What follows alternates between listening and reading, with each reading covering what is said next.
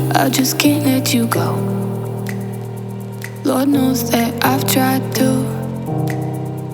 You said I was the only one. എല്ലാവർക്കും എൻ്റെ അടുത്തൊരു ബ്ലോഗിലേക്ക് സ്വാഗതം. ഇന്ന് നമ്മൾ കാണാൻ വന്നിരിക്കുന്നത് റുവൈസിലുള്ള ബനി യാസ് ഐലൻഡിലേക്ക് പോകുന്ന വഴിക്ക് ഒരു അടിപൊളി ഒരു ബീച്ചുണ്ട്. ഇതുവരെയായിട്ടും രഹസ്യമായി കിടന്ന അധികം ആൾക്കാരൊന്നും ഇവിടെ ഇല്ല. അടിപൊളി ഒരു ബീച്ചാണ്.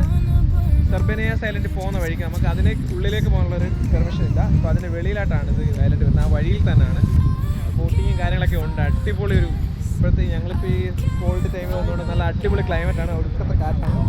സൂപ്പറാണ്. അടിപൊളി സ്ഥലമാണ്. ഇനി ആരെങ്കിലും റുവൈസ് വരുന്നുണ്ടെങ്കിൽ ഈ ഒരു ബീച്ച് വന്ന് കാണാതെ പോലും ഒരിക്കലും പോകരുത്. കറക്റ്റ് ക്ലൈമറ്റാണ്. ഞങ്ങൾ വന്ന് നിൽക്കുന്നത് ഒരു 5:30 ആയിട്ട് 5:30 ആയിട്ട് ഞങ്ങൾ എത്തിയപ്പോൾ ഞങ്ങളിങ്ങനെ അന്വേഷിച്ച് വരുന്നത് ബീച്ചിൽ കുളിക്കണമെന്നൊരു ആഗ്രഹമായിട്ട് ഇങ്ങനെ അന്വേഷിച്ചു. അപ്പോൾ തപ്പി ഇങ്ങനെ വന്നു ഇവിടെ വന്നപ്പോൾ ഒരു ബീച്ച് കണ്ടു. ഒരു പാരഷൂട്ട് വന്നൊരു ബോട്ടിംഗ് ഒക്കെ ചെയ്തു.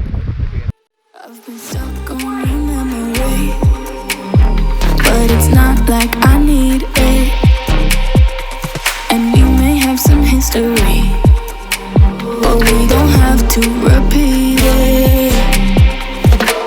You made this mess and left me with the pieces. Now I'm gonna burn all the bridges between us.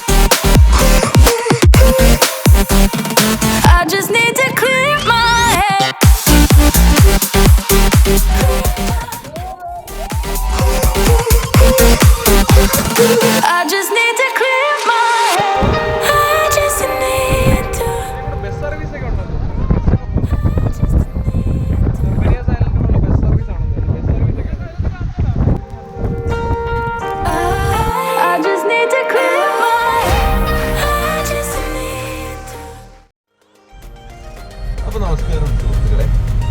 Shefeeq ഒന്നുമില്ല, ഉച്ചയ്ക്ക് വീട്ടിൽ സംസാരിച്ചുകൊണ്ടിരിക്കുമ്പോൾ വൈഫുമായി സംസാരിച്ചുകൊണ്ടിരിക്കുമ്പോൾ ഒരാഗ്രഹം പെട്ടെന്ന് മനസ്സിൽ തോന്നി. വൈഫുമായി സംസാരിച്ചുകൊണ്ടിരിക്കുമ്പോൾ അല്ല ആഗ്രഹം തോന്നിയത്, കടലിൽ പോയി ഒന്ന് കുളിച്ചാലോ എന്നുള്ള ആഗ്രഹം തോന്നി.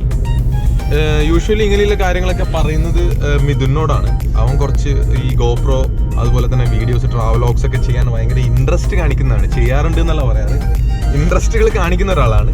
സോ അവനോട് പറഞ്ഞു, അവൻ പറഞ്ഞു ആ ഓക്കെ പോവാൻ ഞാൻ റെഡിയാണ്, പക്ഷെ വണ്ടി ഇല്ല എന്നുള്ളൊരു ചോദ്യം അവിടെ വന്നു. അപ്പോൾ യൂഷ്വലി ഞങ്ങളിങ്ങനെയൊക്കെ കൊണ്ടുപോകുന്ന ഒരാളാണ് നമ്മുടെ സ്വന്തം ഷെഫീഖ് ഭായ്. ഷെഫീഖ് ഭായിയോട് പറഞ്ഞു പോവാന്ന് പറഞ്ഞു. അപ്പോൾ പുള്ളി ആദ്യം വിസമ്മതം മൂളിച്ചു. അപ്പോൾ ഞങ്ങള് പുള്ളിയുടെ റൂമിൽ കൊണ്ടുപോയി റൂമിൽ നിന്ന് പുള്ളിയെ കൂട്ടി നേരെ വന്നു ബനി യാസ് ഐലൻഡിലേക്ക്. ഇതാണ് welcome to Marsa Jebel Dhanna gateway to desert islands. ഒരു കിഡിലൻ ബീച്ചാണ്. കിഡിലൻ ബീച്ച് എന്ന് പറഞ്ഞു കഴിഞ്ഞാൽ കിഡിലൻ ബീച്ചാണ്.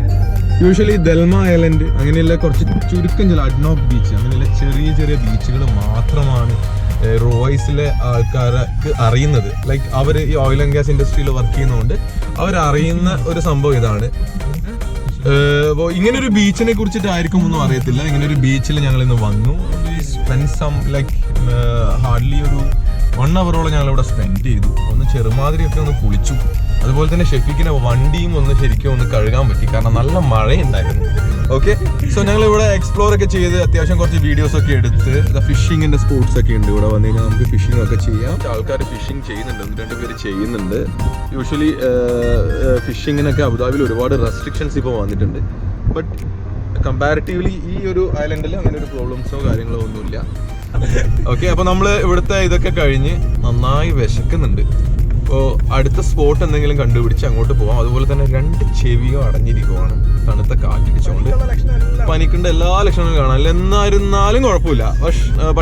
പക്ഷേ ഒരുമിച്ച് വന്നുകൊണ്ടാണ്. പക്ഷേ എൻജോയ് ചെയ്തു, അതിൽ യാതൊരു സംശയമില്ല. ആ 1 മണിക്കൂർ നമ്മൾ ഏകദേശം ഒരു നല്ലൊരു ഈ റൂമിൽ കിടന്നുറങ്ങുന്നതിനെക്കാട്ടി നല്ലതൊരു എൻജോയ്മെന്റ് ആയിരുന്നു.